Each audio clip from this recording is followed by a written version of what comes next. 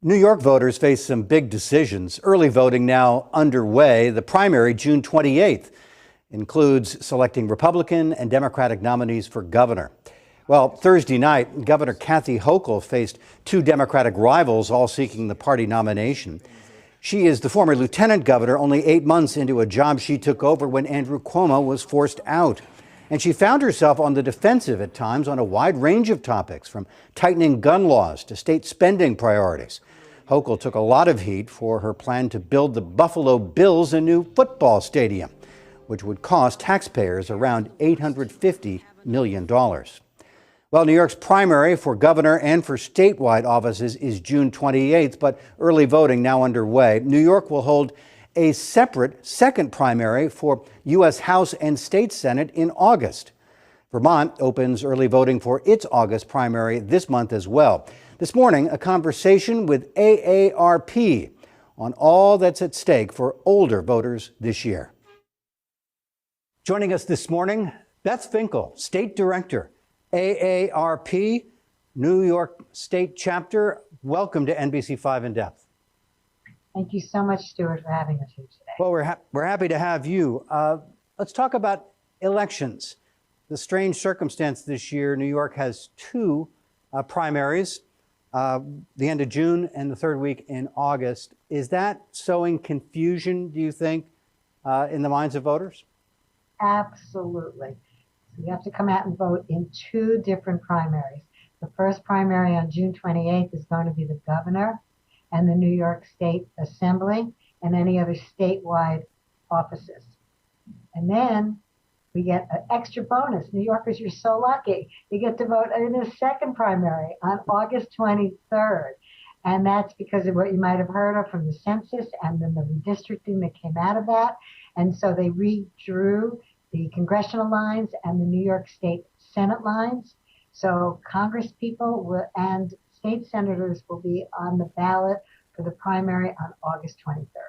Well, we'll put the deadlines on the screen so folks will know what they have to do. But let's talk about voting, absentee or voting by mail, particularly when you have summertime elections. A lot of people might be away or on family vacations. Can anyone take advantage if they want to vote by mail? Absolutely, and you can request a ballot online, or you can go down to your county election office and request the ballot.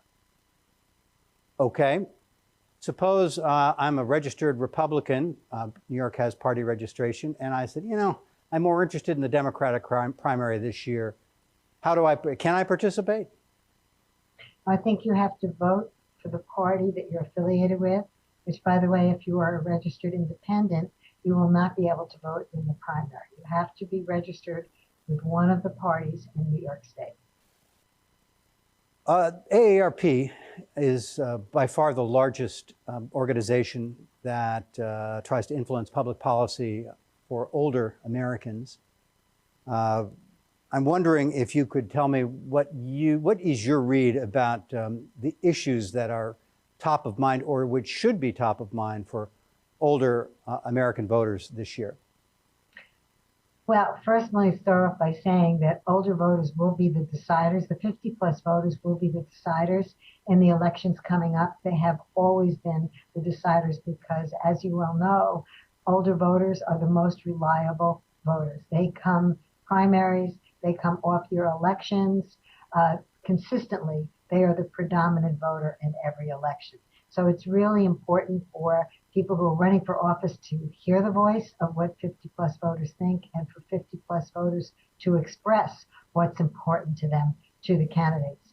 Of course, on the minds of all 50-plus is Social Security, and making sure that Social Security is strengthened and continues to go on and provide a level of dignity for people as they age and when they're retired.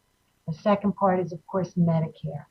We all know that if, God forbid, you need health care in this country, Medicare is just a wonderful, wonderful godsend for older adults. So it's really important that we keep the sanctity of Medicare and we make sure that people get those medical treatments that they need. And finally, prescription drugs. Americans pay 3 times more than any people in any other country in the world. 3 times more. That's unconscionable. We'd like to see CMS be able to negotiate drug prices. They are not allowed to do that right now. We are really hoping that Congress moves that forward. So those are the 3 major federal issues. There's so many more, but those are the 3 top ones. All right, so on each of those AARP priorities, how do I know if candidate X agrees and would vote to strengthen or protect each of those benefits or not? Well, I think that's part of the electoral system, right? Are you listening to what they're saying? Are you, if you're comfortable going to forums or not, in these COVID times, everyone has a different level of comfort, but are you calling their campaign offices and asking them where the candidate stands on these issues, making sure that they understand that this is essential for them to win your vote? Where do they stand on these issues? Are they going to protect older Americans? And by the way, it's not just older Americans. You know, the high cost of drugs, having Medicare there for everyone's future, having Social Security there for us, for our children, and for our grandchildren. You know, it's all generations wrapped up in this. Or the price of a gallon of gas. Yes. And in New York, you know, that's of course an issue, but it's also the high cost of utilities. Yeah. In the recent session in the state legislature, there's some great things moved forward. So we're hoping that the governor signs those on utility protections.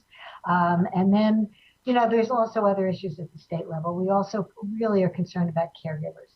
You know, caregivers are the backdrop of really taking care of people as they age in place. And if we want people to be able to age in place, as we know that's what they want, we have to support family caregivers, or people will end up more in institutions. Beth Finkel is the state director of AARP New York, representing 2.5 million New Yorkers. It's been our pleasure. Thank you for being with us on NBC5 In Depth. Thank you. We should add that the AARP has an extensive voter guide for New York and for federal elections. And New York County Boards of Election and Vermont and New Hampshire Secretaries of State also offer guidance on how to register, where to vote, how to request mail-in ballots, and you can get a look at sample ballots for your district so you will be ready to go. The addresses you see right there on your screen.